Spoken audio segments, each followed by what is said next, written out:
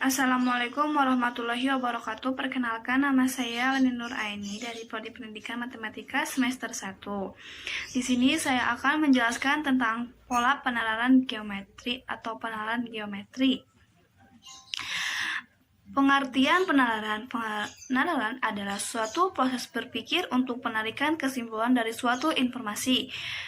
Penalaran dibagi menjadi dua, yaitu yang pertama penalaran induktif dan penalaran deduktif.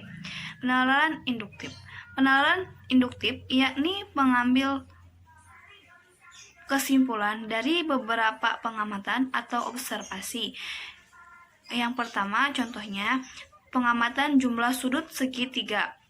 Di sini ada 3 segitiga.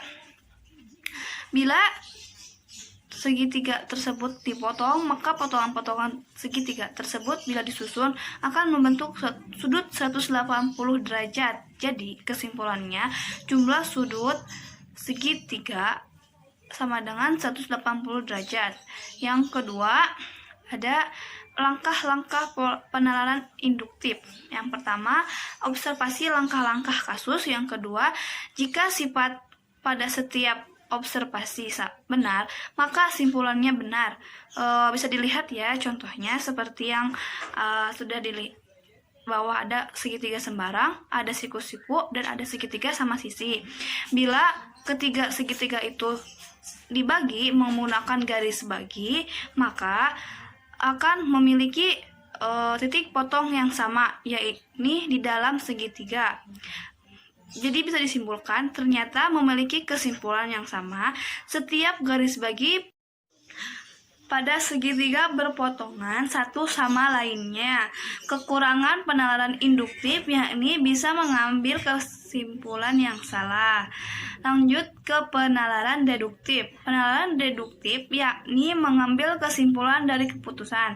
Langkah-langkahnya sebagai berikut. Yang pertama, mulai dari kondisi yang diketahui atau hipotesis. Yang kedua, gunakan logika, definisi, postulat, dan teorema yang sudah dibuktikan untuk membuktikan urutan pernyataan atau langkah yang menuntun. Yang ketiga, ambil keputusan. Contohnya, jika dua sisi kongruen, maka dua sudut di hadapannya juga kongruen. Definisinya, jika P maka Q, di mana P dan Q adalah pernyataan. P disebut hipotesis dan Q disebut konklusi. Notasinya P tanda panah Q. Yang kedua, jika segitiga kongruen sama dengan segitiga ABC kongruen dengan segitiga DEF, maka sisi AB sama dengan sisi DE, sisi BC sama dengan sisi EF, sisi AC sama dengan sisi DF. Juga sudut A sama dengan sudut D, sudut B maka sudut E, dan sudut C maka sudut F.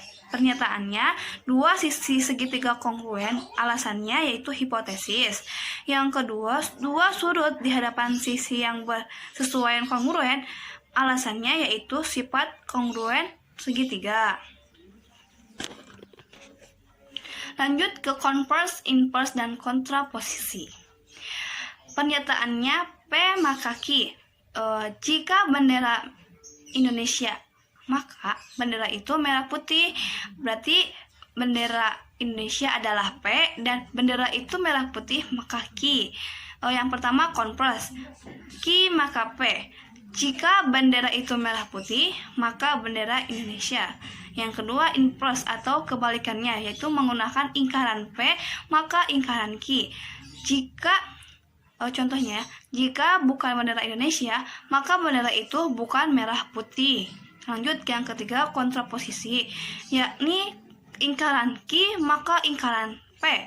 Contohnya, jika bukan merah putih, maka itu bukan bendera Indonesia. Lanjut ke pola penalaran. Digunakan untuk membuktikan teorema. Bentuknya seperti jika bla bla bla, maka bla bla bla.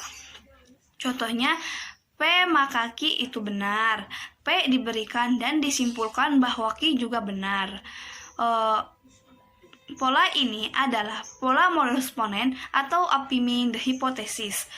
Pola modus ponens apabila P maka Q benar, dan P benar, disimpulkan bahwa Q benar. Contohnya, jika X makhluk hidup, maka X akan mati. Pak Luhut adalah makhluk hidup, jadi Pak Luhut pasti mati. Lanjut ke modus tolen. Maka jika P maka Q benar, ingkaran Q diberikan, bukan Q diberikan.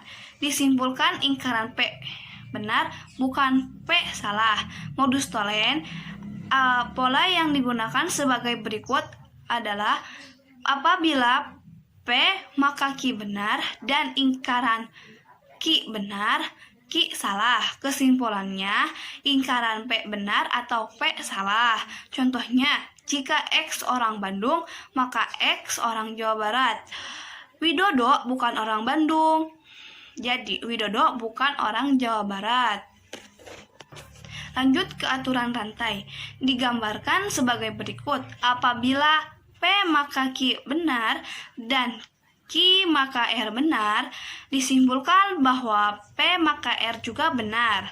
Contohnya, P maka Q, yaitu jika suatu segitiga sama sisi, maka semua sisi kongruen.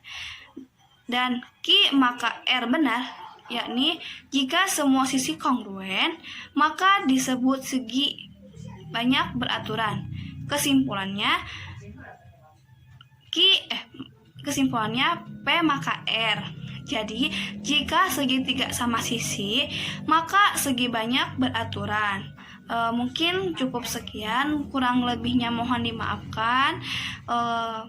Wabillahi taufiq wal hidayah. Wassalamualaikum warahmatullahi wabarakatuh.